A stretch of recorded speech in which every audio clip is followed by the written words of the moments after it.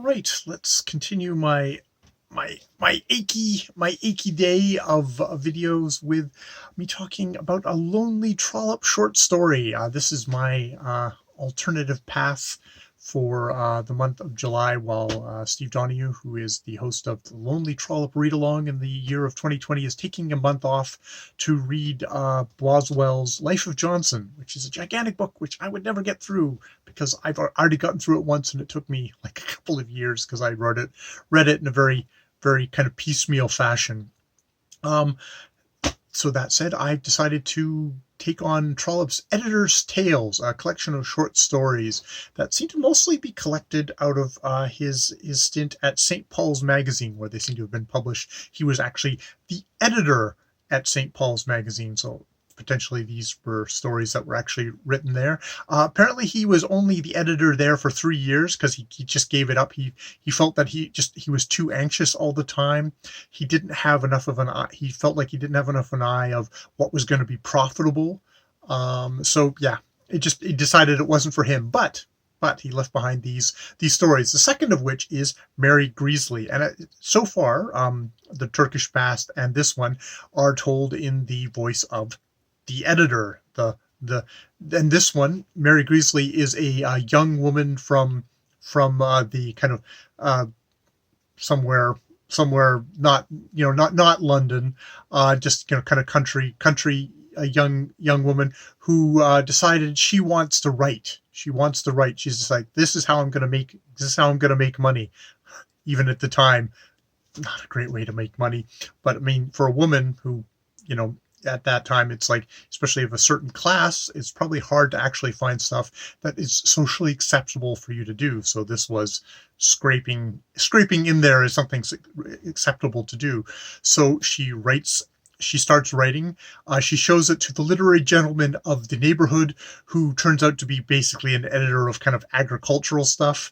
And as the theme of this goes along, Mary Grsly is one of these women who she's young, but she's not maybe like super good looking. She's not, I think Trllp says she's not like, abundantly blessed with a bust or a kind of a figure, but she's got that spark. She's got kind of like a twinkle in her eye that really can really appeal. And she bewitches this literary gentleman who kind of coasts over kind of the shortcomings, all the grammar stuff like that. Actually does point out the grammar stuff. Says like, well, you need to do this and this and this. And so she kind of applies herself, gets a little bit better. So at least the grammar and the spelling are better. The education for a woman at this time, not that great. Gets it up to a certain level. Says, oh yeah, that's very, very promising. And indeed promises to give her a letter to introduce her to someone in London. And so Mary decides, well, I'm going to bet the bank on this, and decides to move down to London. And she and her mother, they give up their lodgings.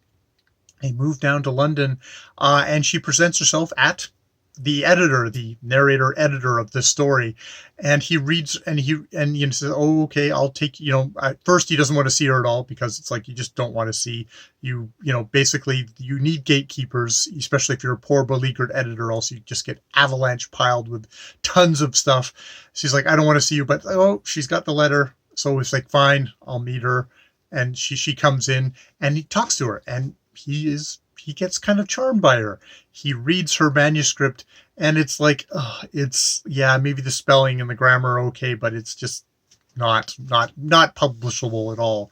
But he agrees to work with her, and so he does work with her. Now, at the same time, Mary has become engaged to a curate who is up in her reach of the wood, which I can't remember what it is at the moment. But he is sort of a sickly type.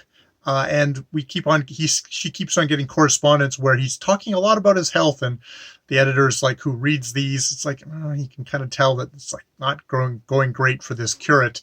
But at the same time, they keep on working on her manuscripts, and she gets better and better. He says, like, look, I'm not going to publish it myself because I'm too charmed by you. What it comes down to. And he has a whole thing of like, kind of when you're, an older guy, it's like you can get kind of enamored by young women. And it's nothing like, he's not like taking advantage of her, but it's like, there's that kind of charm thing. And it's interesting. He talks about, and you think about this as Trllp, he talks about like Stern, he had multiple love letters to multiple young women, which was like kind of frowned upon by other critics. Thinking it's like, well, you should really have, if you're going to have that passion, you should only have it for one woman. You shouldn't have it for multiple women. That's not classy, dude. But like, the many, and he kind of lists off like Swift and many other authors and Dr. Johnson, who was kind of above reproach that way, was able to have kind of passionate friendships with young women, but not go, cross over any lines. And so he's kind of putting himself in that kind of a company there.